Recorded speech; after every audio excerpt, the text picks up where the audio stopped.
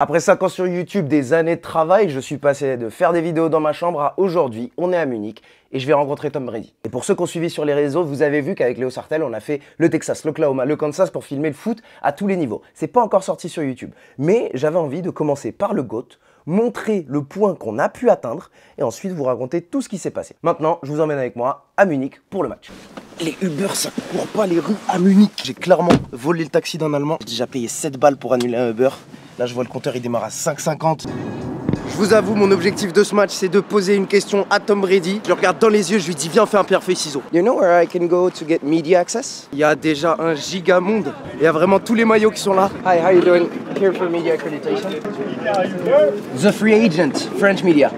Great, thank you so much. Problème, je reçois mon accréditation et sur ces trucs, il y a des cases cochées pour montrer les accès qu'un média a. Et moi, j'ai pas beaucoup de cases cochées. En gros, j'ai une place dans le stade et surtout pas le droit de filmer. Bon, faut que je me batte pour mes accrèdes. Là, ce qui est écrit sur mon pass, c'est que j'ai accès à rien sur le terrain. Et ça, c'est pas ce que je veux. Donc là, je vais aller négocier pour avoir un petit bracelet. Donc on démarre une négociation avec la NFL pour avoir ses droits. Et bah j'ai réussi. La négo que j'ai dû faire juste pour avoir ça. Ce bracelet, il me donne accès au terrain que dans 1 heure. À 13h30. Donc je vais attendre 13h30 avant de faire des dingueries. Je suis arrivé à la cantine des médias, bretzel parce qu'on est en Allemagne, curry parce qu'on est en Allemagne. Je me suis balayé pour monter dans la box de presse. J'ai croisé Geno Smith. Et comme un tocard, je m'en rends compte après qu'il soit passé. Je me retourne, je me dis, Geno? Là, il y a un couloir où les joueurs NFL sortent pour aller s'entraîner. Sauf qu'il n'y a aucun média qui est là-bas. Si je m'y mets et que je me mets à filmer, je pense que ça va être bizarre. En plus, je vous avoue, la sécurité allemande, c'est pas comme les States.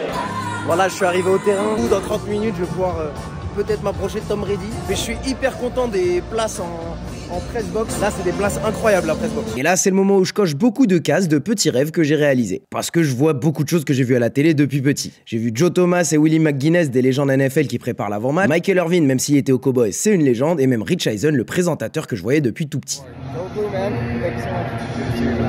Je vois aussi cette journaliste, je la connaissais pas du tout, mais elle a l'air de savoir ce qu'elle fait et elle joue un rôle à la fin. Côté foot, je croise Grisi de loin et un joueur allemand que je reconnais pas du tout. J'avoue, autour de moi, il y a des joueurs du Bayern, j'ai aucune idée de qui c'est.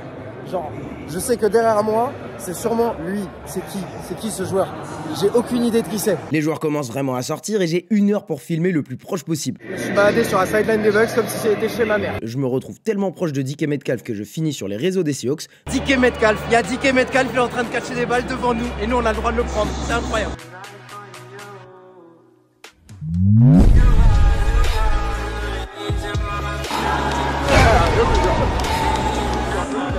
Mike Evans sort devant moi, mais celui que tout le monde veut, c'est Brady. Sauf que... J'avais accès au terrain jusqu'à 14h30, Brady est arrivé à 14h35. Je monte voir le match, je suis quand même très bien placé. Je me fais un ami journaliste finlandais et il me dit qu'il va avoir une interview exclusive avec Tom Brady. Je fais semblant d'être content pour lui, mais dans ma tête, à ce moment-là, je me dis pourquoi c'est toi et pas moi? Pourquoi c'est toi et pas moi? On donne nos prédictions, on pense tous les deux que les Hawks vont gagner, bah on a eu faux. Et je passe le reste de la journée à filmer le match. Julio Jones marque. Tariq Woolen intercepte une passe vers Tom Brady qui tombe tout seul.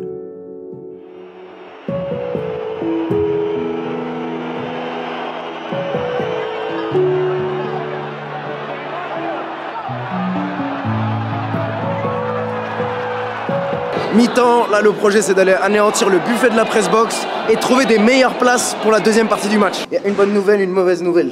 Les Bucks sont en train de gagner, ça c'est une bonne nouvelle parce que ça veut dire que Tom Brady sera dans un bon mood pendant sa conférence de presse. Deuxième nouvelle qui est un peu moins bonne, il y a 1 milliard de journalistes et je suis le seul français. Je pense qu'il va falloir encore plus se battre pour poser sa question à Tom Brady. Au menu, chili con carne, un cheesecake, un muffin et un bretzel. Deuxième mi-temps, retournant à la plage, je me rends compte que quand même si je suis pas encore en bord terrain, je filme de la NFL, je filme le meilleur joueur de tous les temps et c'est quand même des cases de cocher sur ma liste de rêves. Donc dans cette journée, il s'est passé plein de trucs. J'ai toujours l'incertitude de si oui ou non je vais réussir à poser une question à Brady, mais je suis fier de te ramener des belles images de foot. Alors je te les montre en 30 secondes.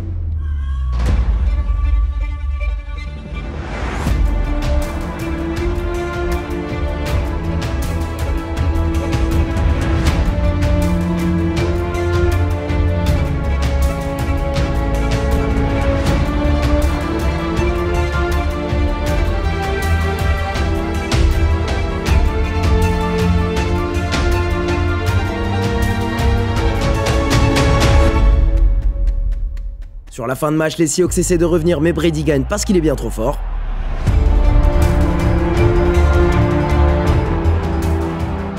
Tu pourras voir la majorité des images sur mon Instagram, @tensitsami, donc pense à t'abonner. Et pour cette vidéo, on avance tout de suite à la fin, où les fans d'Allemagne ont foutu le feu au stade.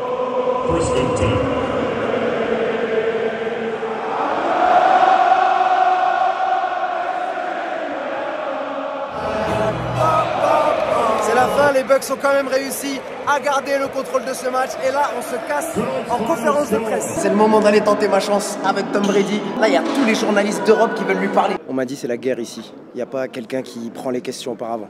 Tu dois hurler. Tom Brady arrive, il répond à une question, et là je prends mon courage à deux mains et je le tente. Hey Tom. Dommage, je lui ai coupé la parole, il avait pas fini sa réponse à la première question. J'ai tenté 2 autres fois, mais les journalistes m'ont coupé la parole. Là, je sens la différence d'expérience entre moi qui n'a jamais fait ça et eux qui ont l'habitude. Et là, c'est la dernière fois que j'essaye de lui poser une question, je croise le regard de Brady qui voit mon arme secrète que j'avais préparée depuis le matin même. J'ai pris avec moi une arme secrète pour attirer l'attention de Tom Brady. Problème numéro 1, à Munich il fait très froid, donc je vais être en col roulé, parce que j'ai littéralement qu'une veste en jean. Mais un col roulé, ça attire pas l'attention.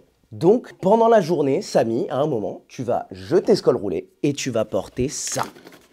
Un pull de Michigan, l'université où Tom Brady était quand il était jeune. Je le porte en pré-game et en post-game pour que Tom Brady me voie avec.